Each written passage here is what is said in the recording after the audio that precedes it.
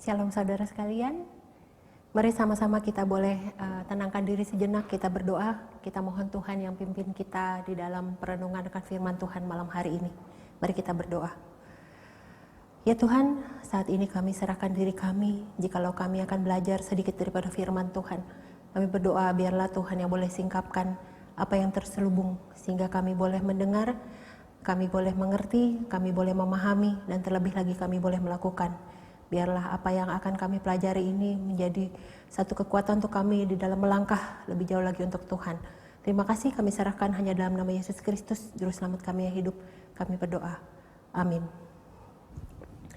Saudara, malam hari ini saya mengajak kita untuk boleh sama-sama belajar dari seorang tokoh di dalam Alkitab, tokoh wanita yang bernama Ruth.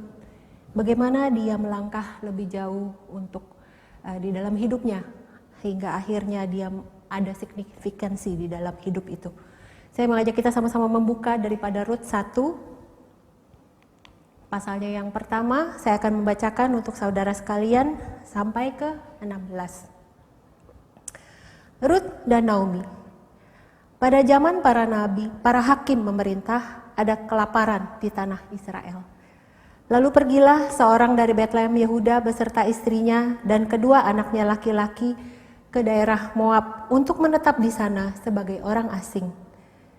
Nama orang itu ialah Elimelek, nama istrinya Naomi, dan nama kedua anaknya Mahlon dan Kilion. Semuanya orang-orang Efrata dari Betlehem, Yehuda. Dan setelah sampai ke daerah Moab, diamlah mereka di sana. Kemudian matilah Elimelek, suami Naomi, sehingga perempuan itu tertinggal dengan kedua anaknya. Keduanya mengambil perempuan Moab, yang pertama bernama Orpa, yang kedua bernama Rut, dan mereka diam di situ kira-kira 10 tahun lamanya.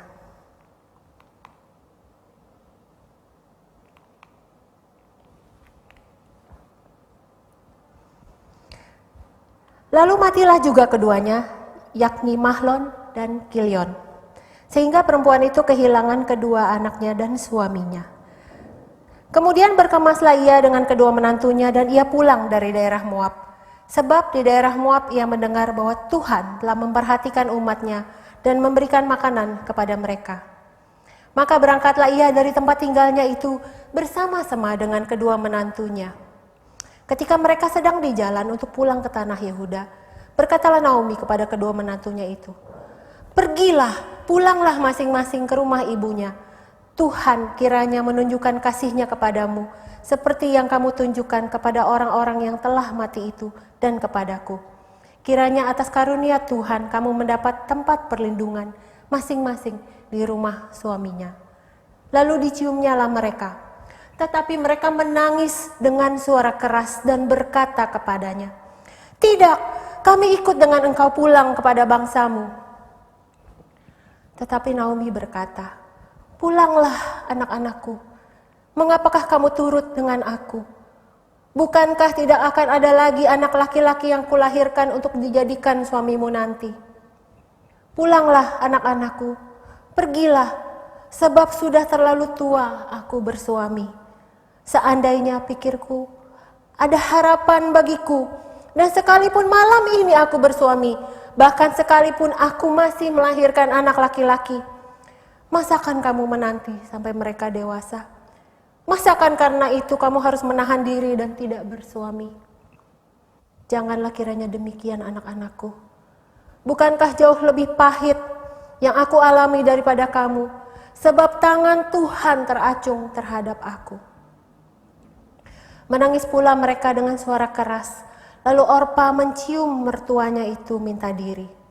Tetapi Rut tetap berpaut padanya. Berkatalah Naomi, "Telah pulang iparmu kepada bangsanya dan kepada para allahnya. Pulanglah mengikuti iparmu itu." Tetapi kata Rut, "Janganlah desak aku meninggalkan engkau dan pulang dengan tidak mengikuti engkau. Sebab kemana engkau pergi, ke situ jugalah aku pergi. Dan di mana engkau bermalam, disitulah jugalah aku bermalam. Bangsamu lah bangsaku, dan Allahmu lah Allahku. Di mana engkau mati, aku pun mati di sana, dan di sanalah aku dikuburkan. Beginilah kiranya Tuhan menghukum aku, bahkan lebih daripada itu, jikalau sesuatu apapun memisahkan aku dari engkau, selain daripada maut. Ketika Naomi melihat bahwa Ruth bersikeras untuk ikut bersama-sama dengan dia, berhentilah ia berkata-kata kepadanya. Dan berjalanlah keduanya sampai mereka tiba di Betlehem. Ketika mereka masuk ke Betlehem, gemparlah seluruh kota itu karena mereka. Dan perempuan-perempuan berkata kepadanya, "Naomi-kah itu?" Tetapi ia berkata kepada mereka, "Janganlah sebut aku Naomi, sebutlah aku Mara. Sebab yang Maha Kuasa telah melakukan banyak yang pahit kepadaku. Dengan tangan yang penuh aku pergi, tetapi dengan tangan yang kosong Tuhan memulangkan aku. Mengapakah kamu menyebut aku Naomi? Karena Tuhan telah naik saksi menentang aku, dan yang Maha Kuasa telah mendatangkan malapetaka kepadaku." Demikianlah Naomi pulang bersama-sama dengan Ruth, perempuan Moab itu, menantunya, yang turut pulang dari daerah Moab. Dan sampailah mereka ke Betlehem pada permulaan musim menuai jelai. Saudara, dari bacaan kita melihat adanya latar belakang daripada kisah Ruth ini, yaitu ini terjadi di masa hakim-hakim. Apa itu masa atau zaman hakim-hakim? Ini adalah masa di mana setelah kepemimpinan daripada Musa dan Yosua, tidak ada lagi pemimpin di Israel, sehingga masing-masing orang melakukan apa yang ia anggap baik untuk dirinya sendiri. Mereka masuk kepada penyembahan akan ilah-ilah lain, akan bangsa-bangsa lain, sehingga mereka mengalami penghukuman Tuhan. Di masa ini adalah perjanjian atau covenant dengan Tuhan Allah Israel, bahwa ada blessing and cursing, ada berkat dan kutuk. Ketika mereka mengikut Tuhan, maka mereka akan mendapatkan berkat Tuhan. Tetapi ketika mereka lari daripada Tuhan, maka mereka akan mendapatkan kutuk. Dan di masa inilah, masa kelaparan ini, masa di mana mereka menerima kutuk daripada Tuhan. Masa hakim-hakim adalah masa di mana Tuhan kemudian mengangkat pemimpin daripada mereka. Muncul seorang pemimpin berupa hakim yang merupakan pembela mereka dan penolong mereka, penyelamat mereka daripada jajahan bangsa lain. Nah, ada satu hal yang menarik di sini. Kalau tadi kita baca bahwa keluarga Elimelek mereka berasal dari Bethlehem. Bethlehem itu sendiri merupakan singkatan dari kata Bet yang artinya rumah, Lehem artinya roti. Dan yang menarik adalah bahwa di dalam rumah roti ternyata tidak ada roti. Terjadi bencana kelaparan sehingga Elimelek akhirnya mengambil langkah untuk membawa keluarganya mengungsi ke Moab. Saudara, jangan salah kira bahwa ini adalah langkah maju untuk keluar dari situasi yang buruk. Bukan, saudara, tetapi ini adalah langkah mundur. Seperti yang saya jelaskan, mereka punya covenant, mereka punya perjanjian. Bangsa Israel punya perjanjian dengan Allah bahwa ketika mereka taat kepada Allah, maka mereka akan mendapatkan berkat. Dan saat itu mereka berdosa sehingga mereka mengalami kelaparan. Tetapi Elimelek membuat dosa yang lebih besar lagi ketika dia keluar dari tanah perjanjian, dia pergi ke tanah asing dengan membawa keluarganya. Sehingga tidak ada lagi berkat bagi dia. Malahan kalau kita melihat semakin dia pergi dari perjanjian Tuhan, dia mengalami akan hal yang sulit. Mereka mengalami kematian. Elimelek mati. Kedua anaknya, Kilion, Malion, mati. Sisa wanita-wanita, istrinya Naomi, beserta dengan kedua mantunya, Orpa dan Ruth. Kalau tadi kita baca, kira-kira mereka ada 10 tahun di sana, kemudian Naomi bersiap-siap untuk pulang ke tanah Yehuda karena mendengar kondisi sudah lebih baik. Nah, kalau kita melihat bahwa tadi kita sama-sama membaca bahwa Naomi menyatakan kepada kedua menantunya setelah mereka selesai bersiap-siap dan siap berangkat, Naomi menyatakan kepada kedua menantunya, "Pergilah, pulanglah masing-masing ke rumah ibunya." Tapi kemudian mereka berdua menangis keras dan berpaut kepada Naomi dan menyatakan, "Tidak, kami akan ikut." Kemudian Naomi menyatakan argumentasi yang sangat baik di ayat 8 sampai 14 yang menyiratkan akan levirate marriage atau hukum pernikahan levirate. Dia menyatakan, pergilah, pulanglah masing-masing ke rumah ibunya. Tidak akan ada lagi anak laki-laki yang kulahirkan untuk dijadikan suamimu nanti. Seandainya malam ini aku bersuami masih bisa melahirkan anak laki-laki, masa kan menantikan sampai mereka dewasa? Masuk akal bukan? Naomi sudah tua, sudah tidak punya suami, sudah tidak bisa lagi melahirkan anak. Seandainya punya suami pun punya anak, mau sampai kapan sampai besar yang harus ditunggu oleh mereka berdua. Saudara, kalau saudara merasakan ini aneh, bahwa harus menunggu anak supaya kedua janda tersebut bisa punya suami, ini menyiratkan akan pernikahan levirat yang jelas dinyatakan di dalam Ulangan 25 ayat 5 sampai 6. Mari kita bersama baca. Apabila orang-orang yang bersaudara tinggal bersama-sama dan seorang daripada mereka mati dengan tidak meninggalkan anak laki-laki, maka janganlah istri orang yang mati itu kawin dengan orang di luar lingkungan keluarganya. Saudara suaminya haruslah menghampiri dia dan mengambil dia menjadi istrinya, dan dengan demikian melakukan kewajiban pernikahan ipar. Maka anak sulung yang nanti dilahirkan perempuan itu haruslah dianggap sebagai anak saudara yang sudah mati itu, supaya nama itu jangan terhapus dari antara orang Israel. Inilah yang dibicarakan oleh Naomi. Kalau dalam istilah kita, mungkin kita pernah dengar istilah turun ranjang. Ya, jadi ini mungkin kurang lebih mirip seperti itu, tapi ini adalah di mana saudara sendiri mengambil istri, mantan istri janda daripada saudaranya yang sudah, saudara laki-lakinya yang sudah meninggal, untuk meneruskan keturunan supaya anak pertama dari yang perkawinan mereka itu akan menjadi anak daripada saudara yang sudah mati itu, supaya nama orang itu boleh tetap ada di dalam orang Israel. Nah saudara, bagaimana keputusan daripada kedua wanita ini? Kita melihat bahwa mereka berdua itu punya kesamaan. Ya, mereka berdua sama-sama perempuan Moab, bukan dari keturunan umat Israel. Mereka menantu dari Elimelek dan Naomi. Mereka sama-sama dekat, disayang dan menyayangi Naomi. Karena kita lihat tadi, Naomi menyatakan mereka sebagai anak-anakku. Kemudian ketika mereka disuruh pergi, mereka menangis dengan suara keras. Ini menunjukkan bahwa kedekatan antara menantu dengan mertua, bagaimana mereka saling menyayangi. Tetapi ada satu perbedaan. Kita melihat bahwa ketika Orpa menangis keras, dia kemudian mencium mertuanya dan minta diri kembali kepada bangsanya dan kembali kepada Allahnya di ayat 14 dan 15. Sedangkan Ruth, dia berpaut kepada Naomi, dia bersikeras untuk ikut. Nah kalau saudara lihat di gambar itu, yang mana Ruth? Yang mana Orpa? Saya percaya bahwa Orpa ada di sebelah kiri karena dia mencium Naomi, kemudian dia pergi kembali kepada bangsa dan Allahnya. Sedangkan Ruth, dia memandang ke depan untuk mengikuti perjalanan bersama dengan Naomi. Pembelajaran apa yang bisa kita ambil dari sini? Seringkali kita masuk juga dalam posisi Orpa. Dia merasa cukup, kemudian dia berhenti. Ini masuk akal, saudara. Kita merasa cukup sebagai orang Kristen.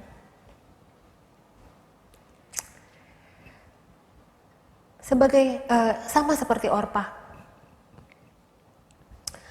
Kalau dipikirkan dengan nalar kita, tidak ada yang salah. Tidak ada yang salah dengan keputusan Orpa, maaf. Tidak ada yang salah dengan keputusan Orpa. Kalau kita pikirkan dengan nalar itu. Selama waktu itu dia sudah mengabdikan diri kepada suami dan mertuanya. Jadi baktinya sebenarnya sudah selesai ketika suaminya meninggal. Cukup ya? Kira-kira 10 tahun dia sudah membaktikan dirinya. Apalagi tidak ada jaminan hari tua ketika mengikuti Naomi ke tanah asing. Seperti yang dinyatakan sendiri oleh Naomi. Jadi cukup. Salah nggak?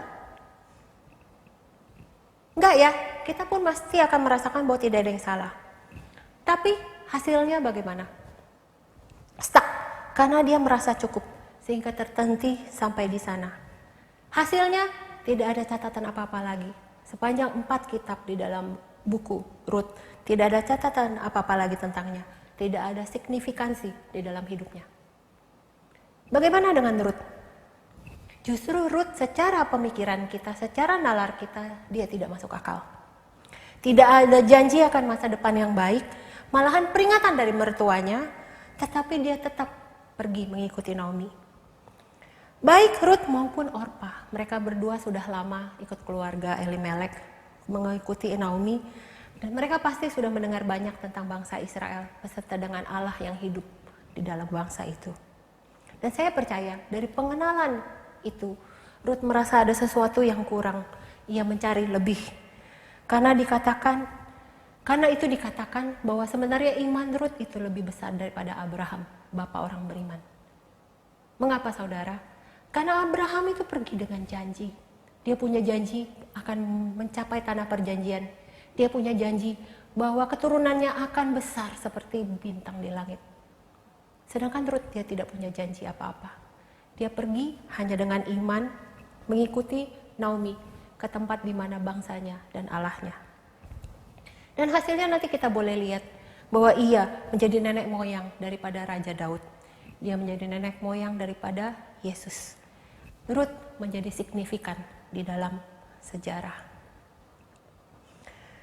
Nah saudara, seringkali kita juga masuk ke dalam posisi seperti Orpa. Kita masuk dalam posisi ketika kita merasa cukup. Sebagai orang Kristen, kita merasa ya cukup segini. Hari Minggu saya pergi ke gereja. Kadang kalau ingat, kalau ada waktu saya ikut persekutuan doa. Saya rajin persembahan. Cukup. Jadi orang Kristen biasa aja. Kalau dalam bahasa kerennya jadi orang Kristen nominal. Nggak usah jadi fanatik. Kita merasa cukup. Bagi orang yang belum percaya, bagi kita yang masih belum Kristen, mungkin kita juga merasa cukup. Yang penting jadi orang tuh baik, nggak jahatin orang lain, nggak merampok, nggak judi, nggak nipu. Cukup, nggak perlu punya agama. Tanpa sadar kita mengambil keputusan seperti Orpa. Cukup sampai di sini saja. Saudara, saya percaya kalau mau jujur dengan diri sendiri, sebenarnya ada sesuatu kegelisahan di dalam hati kita, di dalam hati masing-masing. Sepertinya ada yang kurang. Kenapa begini terus? Saya yakin ketika kegelisahan itu terus terjadi di dalam hatimu, Tuhan sebenarnya punya maksud yang lebih untuk kamu dan menunggu untuk kamu menyatakan ya supaya bisa mencapai maksudnya. Beranikan diri untuk mengambil langkah itu. Ketika ada kegelisahan di dalam hatimu, sepertinya ada yang kurang, sepertinya kok begini terus, itu adalah Tuhan yang mengetuk di dalam pintu hatimu, mencari untuk lebih dekat kepadamu. Kita belajar seperti Rut. Berani beriman, berani melangkah, ingin lebih kenal, setelah tahu, ingin lebih kenal, mengambil langkah iman untuk lebih lagi dekat dengan Tuhan. Kalau kita orang Kristen, kita beribadah di GKI Citra, sebenarnya banyak pintu yang terbuka untuk saudara, untuk lebih mengenal Dia. Kita punya kelompok ke hati, kita punya pelayanan, kita punya banyak pembinaan. Ambil langkah itu saudara. Belajar untuk boleh lebih dekat lagi, lebih kenal lagi dengan Tuhan. Banyak pintu terbuka menunggu kita masuk ketika kita berani melangkah untuk Dia. Bila kita belum percaya kepada Tuhan, kegelisahan di dalam hatimu akan sesuatu yang hilang, sesuatu yang kurang itu adalah Tuhan yang mengetuk pintu hatimu. Minta untuk buka, minta kau untuk mau kenal Dia. Tetapi kita terus keraskan hati, terus kita ngekeh tidak mau terima Tuhan. Saudara, saat ini saya mengingatkan saudara, ketika ketukan itu saudara dengar, janganlah keraskan hatimu, buka pintu itu, terima Tuhan sekarang, berani melangkah, berani beriman.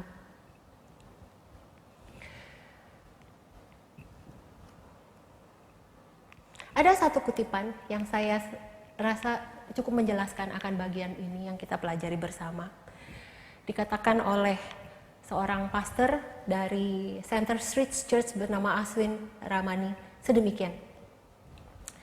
You will make a conscious choice to risk something when you know something more important is at stake. Dalam bahasa Indonesia, engkau akan dengan sadar mengambil pilihan untuk mengambil resiko. Dengan sadar mengambil pilihan untuk mengambil resiko ketika engkau tahu bahwa ada sesuatu yang lebih penting menjadi taruhannya. Dengan sadar mengambil resiko ketika engkau tahu bahwa sesuatu yang lebih penting menjadi taruhannya. Maksudnya apa, saudara? Saya jelaskan. Ini saya bukan lulusan Saat. Beberapa mungkin menebak saya lulusan Saat. Saya lulus dari SBC atau Singapore Bible College, jurusan School of Church Music, musik gerejawi. Saya masuk tahun 2000 dan saya lulus di tahun 2006. Itu masih di sebelah kiri itu yang waktu masih cupu-cupunya. 2000 berapa itu ya, yang di sebelah kanan saya sudah tidak ingat. Saya lulus dengan gelar Magister, Master of Church Music. Makanya bisa 6 tahun karena dari S1 lanjut ke S2. Nah, 6 tahun di sana. Di tahun kelima, saya merasakan ada kekeringan rohani. Ada yang bilang bahwa sekolah Alkitab itu merupakan tempat di mana kita mati secara rohani. Karena terus yang diisi itu di sini, tapi di sini lama-lama kering. Terus otak, terus pengetahuan, tapi lama-lama di sini kering. Dan saya merasakan hal itu terutama sebagai anak musik karena tuntutan dari performance, latihan.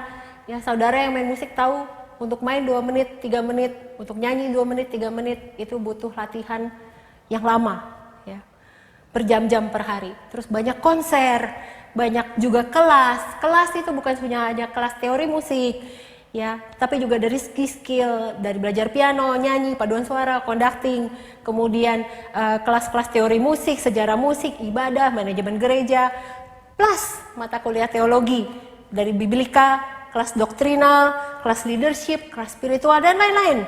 Ya, sehingga saya tuh hampir tidak ada waktu lagi untuk benar-benar bersekutu secara pribadi dengan Tuhan. Tidur pun kurang. Karena begitu banyak tugas, begitu banyak hal yang harus saya kerjakan. Nah, di saat itu ada sesuatu yang menggelitik hati saya. Saya merasakan ganjelan di hati. Saya merasa tidak bisa begini. Kok malah pergi sekolah Alkitab, rohani saya malah lebih kering daripada ketika saya belum pergi ke sekolah Alkitab. Dan terus suara itu masuk ada di dalam hati saya. Akhirnya saudara, saya memutuskan untuk ikut kelas spiritualitas, gitu ya. Tahun kelima, tahun keenam adalah masa di mana saya sudah selesai semua mata kuliah teologi wajib, sehingga saya bisa mengambil kelas-kelas pilihan hanya untuk memenuhi jumlah SKS yang diperlukan. Jadi saya ambil kelas spiritualitas 1 semester. Dan jujur saudara, sama sekali tidak efek. Karena di sana diajarkan bagaimana meditasi Kristen, bagaimana kita menenangkan hati dan lain sebagainya, tapi tidak efek saudara. Sungguh. Semester berikut saya mengambil keputusan nekat.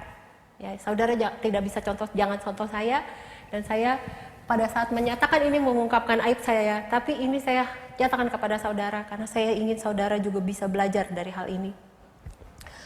Saya kabur, gitu ya, tanda kutip, dari Chapel Music. Setiap Selasa itu, hari Selasa pagi adalah waktu di mana kami punya chapel khusus anak musik yang pisah dengan anak-anak teologi. Tapi biasanya itu hanya ibadah, gitu ya, ibadah, nyanyi-nyanyi, terus sharing, terus bubar. Dan saya tidak merasakan ada pertumbuhan dari sana. Saya kabur, pindah ke pastoral care group daripada English department punya teologi. Di sini mereka ada dosen yang membimbing dalam satu grup kecil, dan saya dapat dengan Ibu Dr. Violet James. Selain itu saya juga mengambil mata kuliah Perjanjian Lama yang biasanya saya hindari, ya, mata-mata kuliah yang berat dari teologi. Biasanya saya ngambil leadership, pokoknya yang mudah-mudah lah, spiritualitas. Tapi akhirnya saya ambil kelas Perjanjian Lama dalam desperasi, gitu ya. Nah, dari sini baru saya merasakan bagaimana kekeringan itu disiram. Ada bimbingan pastoral dari seorang dosen yang baik beserta dengan teman-teman dari kelas-kelas teologi. Dan saya juga banyak mendapatkan pembelajaran dari kelas Perjanjian Lama. Saya merasakan dari kelas tersebut bagaimana di dalam Perjanjian Lama itu sebagai anak Tuhan kita tidak luput dari kesusahan, cobaan, penderitaan. Bahkan mungkin lebih banyak. Di sana saya melihat banyak orang-orang yang sebenarnya lemah, orang-orang yang sebenarnya tidak layak. Tetapi mereka dipakai Tuhan dengan luar biasa, mereka dibentuk dengan luar biasa walaupun mungkin banyak penderitaan. Kalau kita belajar tentang Musa, dia seorang pembunuh. Dia membunuh orang Mesir, kemudian dia kabur. Kalau kita lihat, selama ini kita belajar tentang Daud. Dia tukang selingkuh. Dia tidak pergi untuk berperang, tapi dia malah jalan-jalan di atas sotoh rumah, kemudian mengambil istri orang, selingkuh dengan istri orang. Kalau lihat Rut, dia orang Moab, dia bukan orang Israel. Naomi, dia pulang dengan perasaan pahit, tapi nanti kemudian dia menjadi sukacita. Saudara, sungguh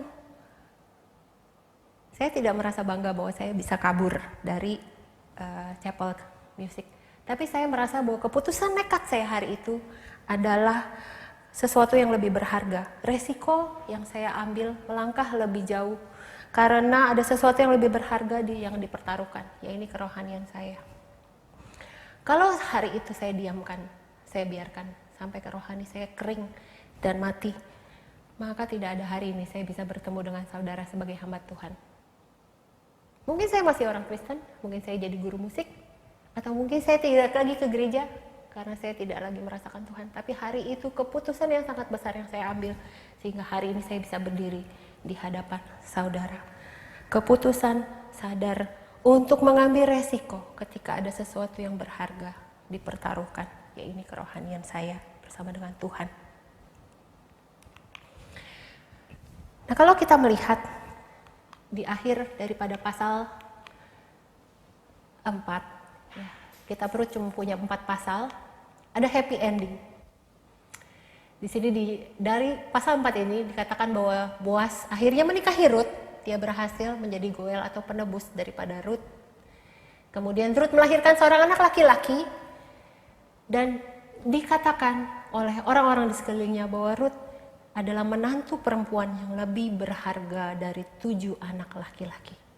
Bayangkan saudara, 1 anak laki-laki itu berharga karena dia meneruskan marga, dia juga meneruskan akan ahli waris daripada kepemilikan daripada keluarga tersebut. Tetapi di sini dikatakan lebih berharga daripada 7 anak laki-laki. Luar biasa. Kemudian dilanjutkan bahwa dikatakan di sini Naomi kemudian memangku anak tersebut, menaruh anak itu di dalam pangkuannya, kemudian mengasuhnya seperti anaknya sendiri. Dan orang-orang di sekelilingnya dengan sukacita menyatakan bahwa pada Naomi telah lahir seorang anak laki-laki. Ya, karena anak laki-laki ini meneruskan marga daripada keluarga Naomi. Namanya Obed. Siapa Obed ini? Dia adalah ayah Isai, ayah Daud. Dia menjadi nenek moyang daripada Yesus Kristus Juru Selamat kita. Kita melihat bahwa Rut mengambil resiko dengan pilihan yang sadar ketika ada sesuatu yang berharga yang dipertaruhkan. Dia memilih mengikuti Naomi kembali kepada bangsanya dan Tuhannya dan menjadikan itu bangsanya dan Tuhannya sendiri. Dan kita melihat bahwa langkahnya tidak sia-sia. Tuhan memberkati dia dengan seorang penebus yaitu Boas. Dia melahirkan anak laki-laki yang menjadi nenek moyang daripada Yesus Kristus karena merupakan keturunan daripada Daud. Saudara, Rut berani untuk melangkah lebih jauh. Seperti sharing saya, saat itu saya juga memberanikan diri untuk melangkah lebih jauh. Dan satu janji bahwa Tuhan tidak akan pernah mengecewakan anaknya yang setia kepadanya. Bagaimana dengan saudara? Apakah saudara siap mengambil langkah itu seperti Rut? Atau saudara mau berhenti seperti Orpa? Pilihan ada di tangan saudara. Beranikah saudara untuk melangkah lebih jauh? Saya mengajak kita sama-sama untuk melihat gambar ini. Saudara mungkin bingung ya ini gambar apa. Ini adalah pohon mint yang saya tanam di depan jendela di rumah saya. Satu pot kecil aja, sekitar 10 cm ukurannya. Dan dia berupa rumpun yang masing-masing tanaman itu kira-kira ada 10 cm gitu ya.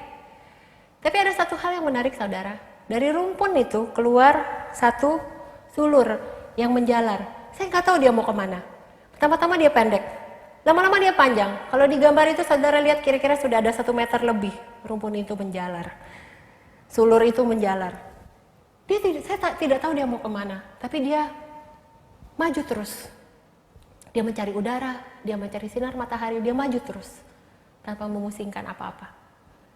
Saudara, kalau tumbuhan saja pohon, dia bisa berani melangkah lebih maju, lebih jauh. Bagaimana dengan kita? Apakah kita berani untuk mengambil langkah lebih jauh itu bagi Tuhan? Mari kita sama-sama berdoa.